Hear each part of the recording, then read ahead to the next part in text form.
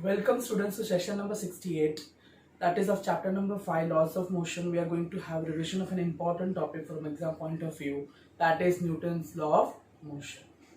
Now before moving to Newton's law of motion, I want to discuss how Newton's law of motion came to conclusion. Clear? So today's topic is Newton's laws of motion. Newton's laws of motion. Now moving to Newton's law of motion, I want to tell you Sir Isaac Newton, in year 1642 to 1727, he deeply studied the motion and extended the ideas of Galileo, and he came to a conclusion of three laws known as three laws of motion, Newton's three laws of motion. And let us discuss these laws into detail one by one. So you can write over here Sir Isaac Newton,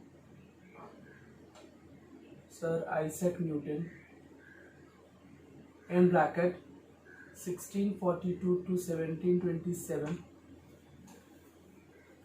carried out deep study of motion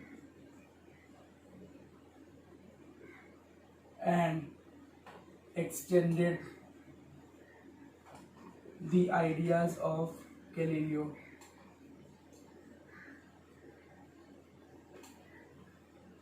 He found out three laws of motion.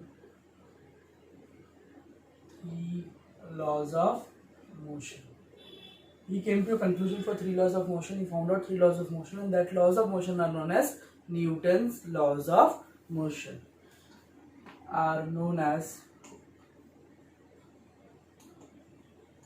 Newton's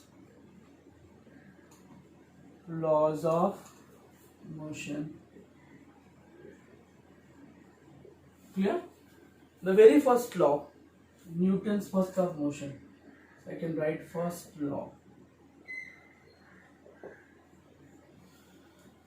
In first law, he stated that every body in the state of rest or in uniform motion along a straight line will continue in the state of rest or uniform motion unless and until compelled by some external force to change that state. Clear? If the body is in the rest, the body will be continue in the rest, or if the body is in motion in a straight line, the body will continue to be in the motion in a straight line unless and until compelled by some external force in order to change its state. Clear? Suppose if the body is at rest and some force is applied, the body will come into motion. Again, state change you can observe over here from rest to motion. Suppose if the body is in the motion and some force is external force is being compelled by it, what will happen? The body will come to rest, means here from motion to rest. So if external force acts on the body will try to change its state from either rest to motion or motion to rest. So the first law states that every body continues to be in rest or of uniform motion in a straight line.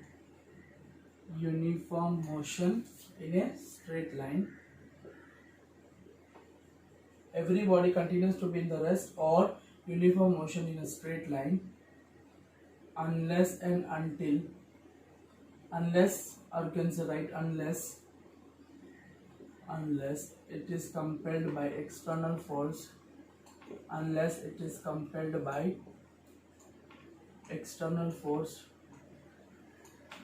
to change that state,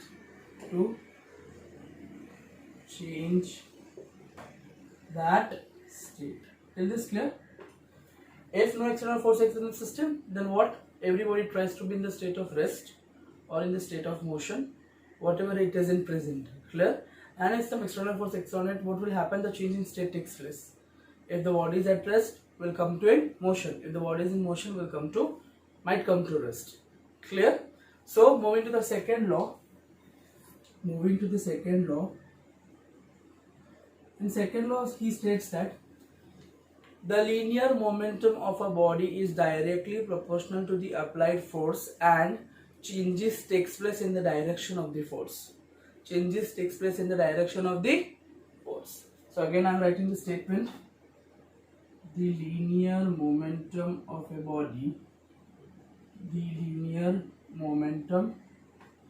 body, is directly proportional to the applied force,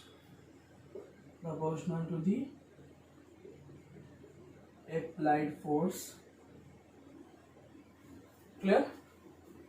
Or you can more clearly you can write out the rate of change of linear momentum, clear?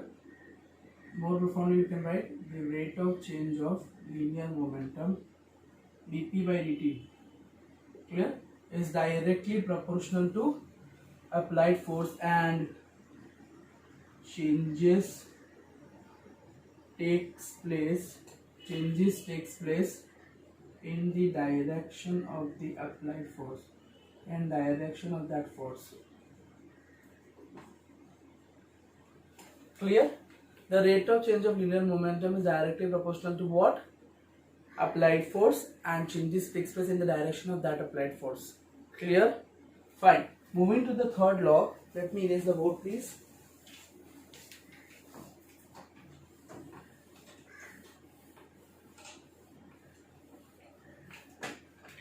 Third law is states that for every reaction there is equal and opposite. For every action there is equal and opposite reaction. Clear? So I can write over here, for every action there is equal and opposite reaction. Is this clear? Oh, perfectly clear. Again I am repeating the three laws. The very first law was that if the body is in the state of rest or in the uniform motion, will continue to be in the state of rest or uniform motion unless and until compelled by some external force, clear, and changes takes place in the direction of that force. Second law of motion, that was the rate of change of linear momentum of a body is directly proportional to the applied force, and changes place in the direction of that applied force. Third, for every action there is equal and opposite reaction. Till this clear? Very good. Moving ahead into depth with the first law. Now moving ahead into the depth of the first law. First law, we are going to move ahead. The first law states that every body continues to be in the state of rest or of uniform motion in straight line unless and until it is compelled by an external force that changes the state. Clear? So I can write every body continues to be in the state of rest,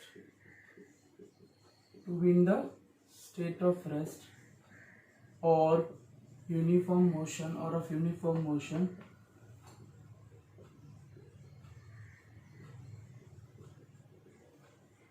unless it is compelled by some external force,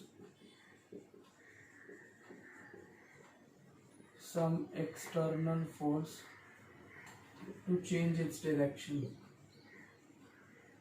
to change its state, you can say. Not direction, but it can change its state. Clear? Now see, this law is divided into three parts. The first part, everybody continues to be in the state of rest if it is in the rest. Now I can give you a simple example, that if the body is in the rest, will continue to be in the rest unless and until acted upon by some external force on it. I can give you example, if the chair is lying on the floor, will continue to be in the position that has been kept, the chair will be lying in the same position if no external force acts on it.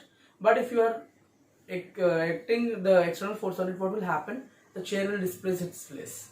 So you can say that the chair will remain at the same place unless and until it is being displaced by applying some external force on it. So every body continues in the state of rest unless and until acted upon by some external force. Till this clear? I have again give you example that suppose this pen is lying over here. The pen will continue to lie over here. It is not going to displace anywhere. If I apply some force on it, what will happen? The pen is going to displace. Till this clear? Okay. The second part of this law is, or in the rest, or of, you can say in the state of rest was the first part, or of uniform motion or of uniform motion means if the body is in uniform motion will continue to be in uniform motion unless and until acted upon by some external force. Sir, your question arises, sir, how you can explain this second part? I'll give you the explanation of the second part. Suppose if the ball is rolling on the ground, what will happen after some time? The ball gets stopped. Clear? And as per the Newton law, if the body is in the motion, will continue in the motion only unless and until acted upon by some external force. But remember, the ball gets stopped after some time. The reason behind that is friction. The reason behind that is friction. The ground surface provides friction on the ball, which used to what? Makes the balls to stop after some time. Clear? In order to make the ball to move continuously without increasing or decreasing the speed, then you need to have some external force acting on it. So from the second part of this law, you can conclude that to increase and decrease of the speed of the object, to increase or decrease the speed of the object, we need to apply force either in the direction of the motion in order to increase speed, or in the direction opposite to the motion in order to decrease speed. Clear? The second part I can give you, suppose if your ball is rolling on the surface and if you want this ball to continue in the motion only, to continue motion in straight line, to continue motion in a straight line, you need to apply external force. You need to apply external force. Clear? You need to apply external force. Now to increase speed, I want to discuss. If you want to increase speed, you need to apply the force in the direction of the motion. Force in the direction of the motion. So increase speed, force need to be applied. Force need to be applied in the direction of the motion. In the direction of the motion. Very good. And what is this? Suppose if I want to decrease speed. Suppose I want to decrease speed. If we want to decrease speed, then what we will do? We'll apply force in a direction opposite to the motion. So I can write, in order to decrease speed, force need to be applied in the direction opposite to motion. In the direction opposite to motion. Clear? Clear? The third part of this law states that if the body's motion can't change its direction by itself, the third part of this law states that if the body is in motion, the direction cannot be changed by itself. The body is unable to change its direction. If you want to change direction, you need to apply some external force on it. Now, sir, please explain this with example. You can see the motion of moon around the earth. Yes or no? It is continuously, you can say that the moon is rotating around the rotating around the earth. You will be able to notice that the direction of the moon changes continuously around the earth. Yes or no? The direction of the moon is being continuously changing around the earth. That is nothing but due to external force provided by between what? Earth and moon. The direction of the moon is being continuously changed by the gravitational force between earth and moon. This is the reason why the moon continuously changes in direction and perform rotation around the earth. Till this clear? Till this clear? Again, I am saying that the direction of the motion of a body cannot be changed by itself. And if you want to change the direction of the body, then you need to have some external force acting on it. I have given the example of what? Moon rotation around Earth. The direction of the moon continuously changes due to the gravitational force acting between moon and Earth. Till this clear? So first statement was the body at the rest will continue to be in the rest and will not be displaced unless and until some external force acts on it. Second part, if the body is in uniform motion, will be in uniform motion unless and until some external force acts on it to change the state. For increasing speed, the force need to be applied in the direction of the motion. For decreasing speed, the force need to be applied in the direction opposite to the motion. Till this clear? And third part, what? The body in the motion cannot change its direction by itself. If you want to change the direction, you need to apply some external force on it. And I have given you the example, if moon rotates around the earth, the position of the moon continuously changes due to gravitational force acting between moon and earth. Clear? 100%? Okay, fine. Moving to the next important thing about this. The first law of Newton gives you the qualitative definition of the force. Qualitative definition of the force. Sir, how qualitative definition of the force? I want to tell you one thing over here. Suppose, we're able to see sometimes by applying force also the object does not move. By sometimes by applying force also you will able to see that object does not move. So I can modify the term, that is force is an external agency. Force is an external agency, moves or tends to move, you can say changes or tends to change the state of rest or uniform motion when it is compelled by some external force. So you can write the force is an external agency which moves or tends to move. Tends to move means it tries to move. Clear? Sometimes you're able to see that you are applying a large amount of force but the object is not moving. If the object is not moving, then you can say over here one thing, that is if the force is nothing but an external agency which changes or tends to change the state of motion or rest of a body. So here you can say that this first law of motion gives you the qualitative definition of force. Clear? 100%? Very good. Moving ahead. Now you will able to notice one thing over here, that is first law, also known as law of inertia.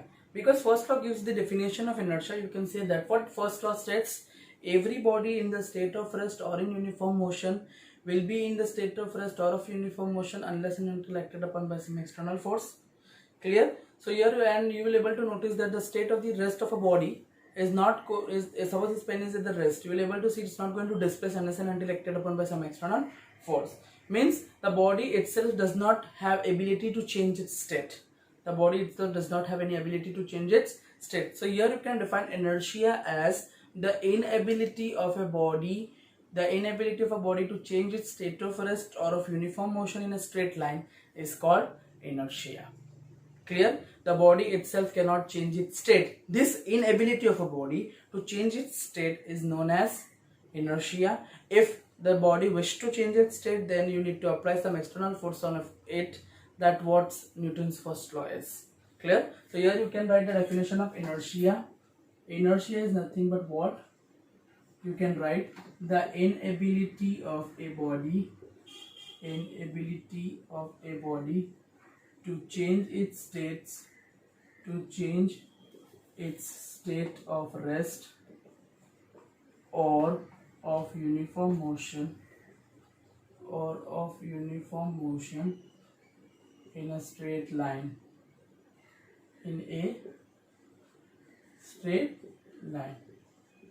Is called inertia. Also, first law of motion is rightly said as law of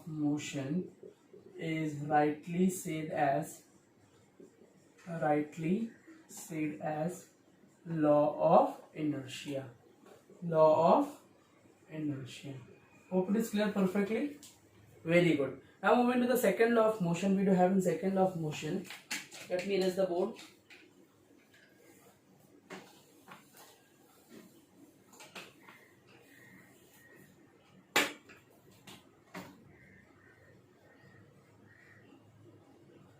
Second law of motion.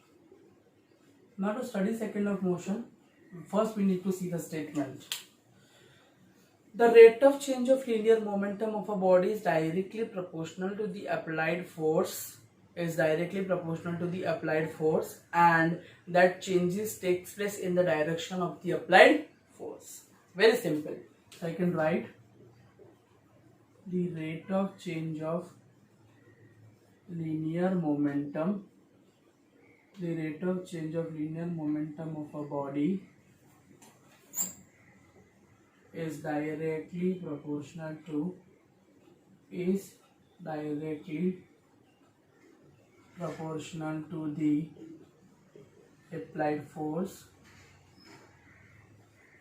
proportional to the applied force. Clear?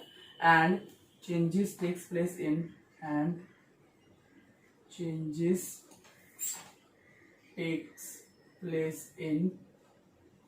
the direction of that force, in the direction of that applied force.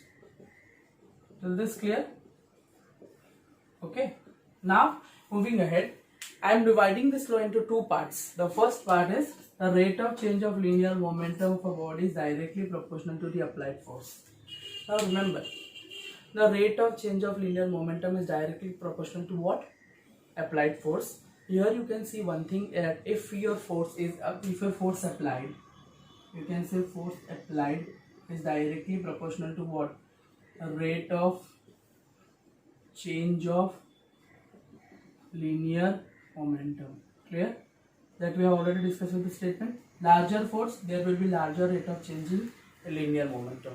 Now we are able to notice one thing over here, that momentum, change in momentum, you can say change in momentum is directly proportional to the product of mass and change in, I can write product of mass and change in velocity. Yes or no? Yes or no? Because formula for momentum P, that is equal to what? mv, product of mass into velocity. If I am saying the change in linear momentum, then there is not going to be any change in mass. Not going to be any change in mass, because mass is what? Constant in the universe. So you can say that there is no change over here. No change. Clear? There is no change in the mass, so mass will be as such. Now change in momentum will be directly proportional to change in velocity. Yes or no? So change in velocity. So here you can write change in momentum is directly proportional to change in velocity. If I want to say rate of change of momentum, then I can say rate of change of momentum that is directly proportional to rate of change of velocity. That is directly proportional to rate of change of velocity. Till this clear? Clear? Because change in momentum is directly proportional to change in velocity, because here you can say there is no change in mass, because mass remains constant in universe. So I can write rate of change of momentum that is proportional to rate of change of velocity. Now remember, the rate of change of velocity is nothing but acceleration. Is nothing but acceleration. So I can write that the rate of change of momentum is directly proportional to what? Acceleration. So I can write rate of change of momentum that is equal to, you can say proportional to, this is mass as such, and this is your acceleration. So I can write mass into acceleration, that is nothing but force. This mass into acceleration is nothing but force. I can write rate of change of linear momentum is directly proportional to force. This is how I prove the second law of motion. Clear? Again I am repeating, rate of change of linear momentum of a body is directly proportional to the applied force, and changes takes place in the direction of that applied force. Hope it is clear. I proved perfectly how rate of change of momentum is directly proportional to force over here. Clear? Now moving to the second part of this law. The second part of the law is, now moving into the second part of Newton's second law of motion. The second part states that the changes takes place in the direction of the applied force. Now see, here you have to think one thing about it. The changes takes place in the direction of force. I can give you the example that if the body is at rest, will in the rest only, unless and until it is compelled by some external force, it is going to move. But if the body is in motion, then if the body is in the motion, will continue to be in the motion, and the applied force will either increase or decrease the speed of the object. Clear? If the applied force is in the direction of the motion, you will able to notice that there will be increase in the speed. And if the applied force is in the direction opposite to the motion, you will able to see that there is reduction in the speed. So if applied force is in the direction of the motion, then increase in speed. If applied force is in direction opposite to the motion, then it is decrease in speed. Clear? Now moving to the qualitative explanation of what? Newton's second law of motion. Clear? So consider a body of mass m moving with velocity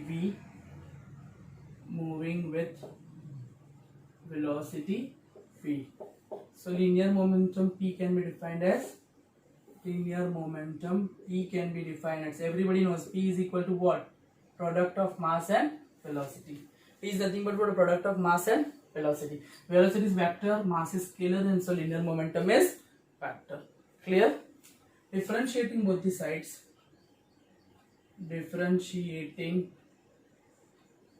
sides. So you are going to get dP by dt, that is equal to d by dt of mv. Is this clear? Now one thing, let me change the marker please. Now one thing you have to note over here, that is what? Mass is constant. Yes or no? So mass is constant, so this will be out. So m is out, so d by dt of what? V. This d by dt of v is nothing but what? You can say rate of change of velocity with respect to time.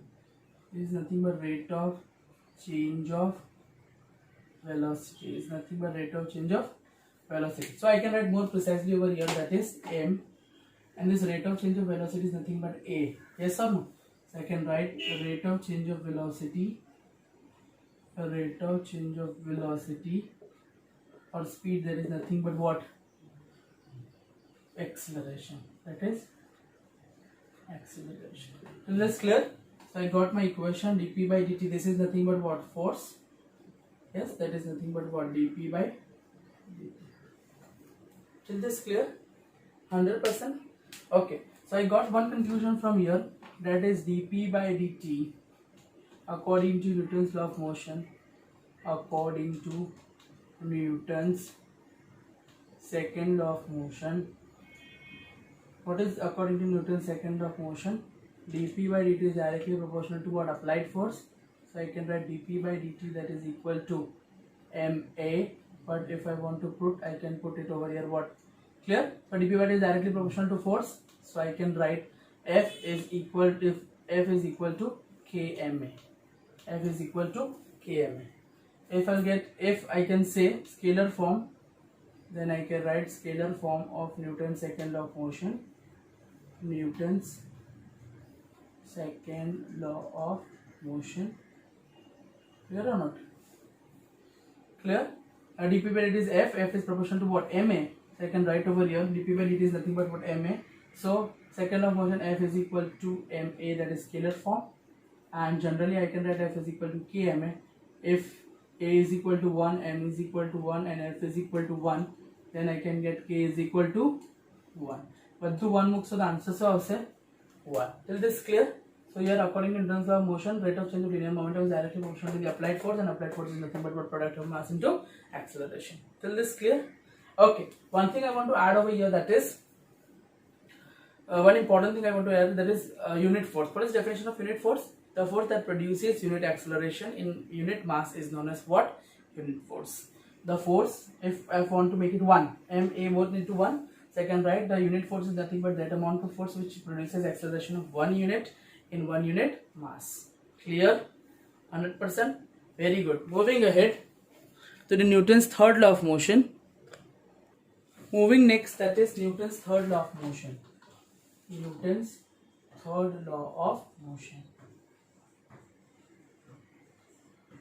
Now moving to Newton's third law of motion, we know, everybody knows the statement, to every reaction there is to every action there is equal and opposite reaction. Clear? For every action there is equal and opposite reaction. I can say, so I can write this statement, to every action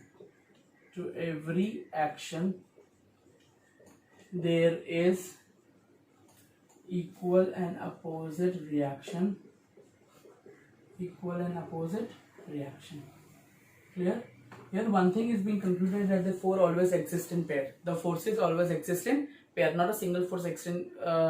You can say there is no single force X, or you can say there is no single force exist, but forces always exist in pair. Clear? So for conclusion over here, you can say forces always exist in pair.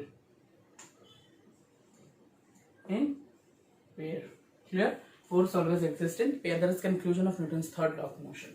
I can give you one example. Suppose if body A is like this and there is some body B, label to that B is going to give some force on A and A is going to give force on B. So I can write this is force exerted on B by A, and this is nothing but force exerted on A by B. Till this clear? You'll able to see that for every action there is equal and opposite reaction. You can see over here, that is FAB and FB are having opposite direction.